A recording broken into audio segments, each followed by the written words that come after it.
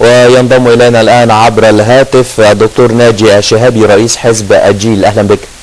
اهلا بك يا فندم. اهلا وسهلا. اهلا بك سيدي. يعني في البدايه دكتور ناجي، الدم المصري حرام جميعه كما اشار اخر المشاهدين في هذا التقرير الذي تم اعداده. يعني من الان يمكن ان يحقق ذلك، ان يجعل هذه الثقافه لدى الشعب المصري بعد ان بدات تدخل عليها نوع من ثقافه العنف كما رايناها ايضا في اجزاء من التقرير؟ لا طبعا، هو يعني الكرة في ملعب جماعة الإخوان وفي ملعب أمريكا والبنتاجون. لأن إذا كنا فرحنا قليلا لما أوباما سلم في خطابه في الأمم المتحدة بأن مرسي رئيس فاشل وأنه كان رئيسا وأنه لم يكن رئيسا لكل المصريين، فهذا تراجع تكتيكي، ولكنهم ما زالوا يضعوا نصب عينهم خارطة جديدة للشرق الأوسط، وما زالوا يعتقدون بأن جماعة الإخوان تلك الجماعة التي لها امتدادات في كل أرجاء الوطن العربي والعالم الإسلامي، وهي الأم لكل الجماعات والتنظيمات الإسلامية، هي القادرة على تحقيق هذا المخطط الصهيوني الأمريكي. وبالتالي ما يحدث في الشارع له علاقة بمخططات قادمة إلينا عبر الأطلنطي من واشنطن، وأيضا محاولة أن تتحول مصر إلى سوريا من جديد.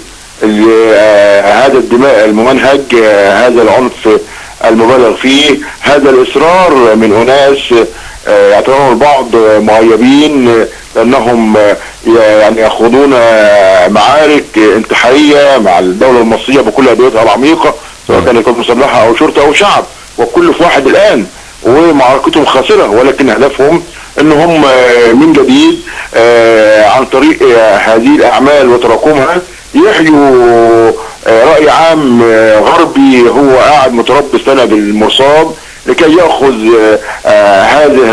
هذا الفض من هنا وهذا الفض من هناك، وهذه الدماء التي تسال من هنا وهذه الدماء التي تسال من هناك، ويعملوا رأي عام غربي ويدوروا القضية المصرية من جديد بالهدف النهائي. طيب دكتور ناجي، انسحاب اوباما انسحاب تكتيكي وليس انسحاب استراتيجي. نعم دكتور ناجي، الآن هذا الدستور المنتظر والانتخابات البرلمانية وانتخابات الرئاسية التي من المفترض كل ذلك أن يكون ضمن خريطة الطريق في المرحلة المقبلة، هل تتوقع بأن يكون نوع من المعطيات التي تؤدي إلى انخفاض هذه الروح من العنف وغير ذلك، أم أنها ستزيد هذه الروح وهذه الأعمال الإجرامية من العنف كنوع من رد الاعتبار أو كنوع من أخذ الثأر؟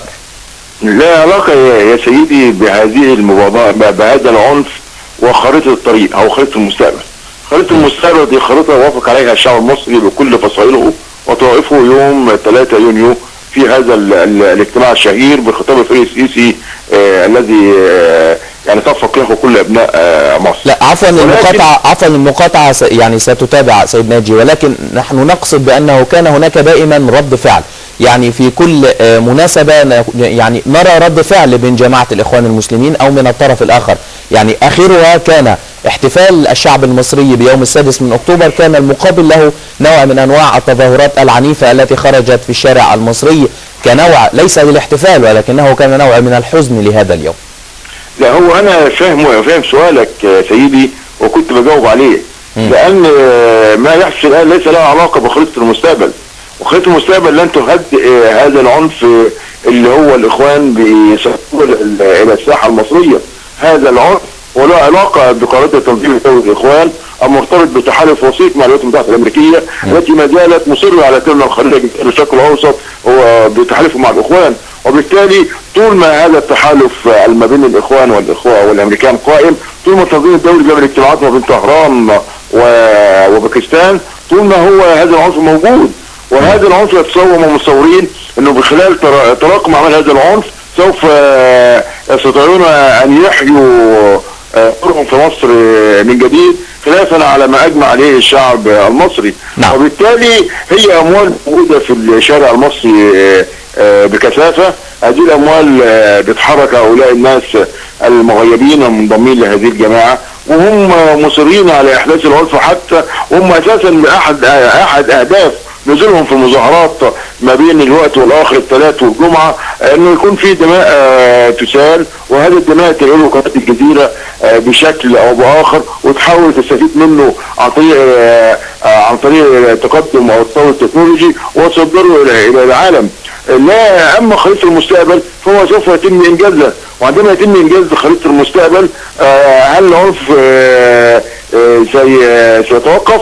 انا اعتقد هي معركه احنا كما خضناها في الثمانينات والتسعينات مع الارهاب الاسود، سوف علينا ان احنا نعيش كمان عقدين من الزمان نخوض معارك مع الارهاب الاسود، اللي احنا كنا لما خاضت مصر معارك مع الارهاب الاسود في الثمانينات والتسعينات كانت مع فصائل من الفصائل الاسلاميه، وليس مع كل الفصائل الاسلاميه. للاسف الشديد الان الجماعه الام لهذه الفصائل هي اللي قررت ان تصدر الارهاب الاسود. نعم، يعني المعركه اكثر اتساعا تقصد؟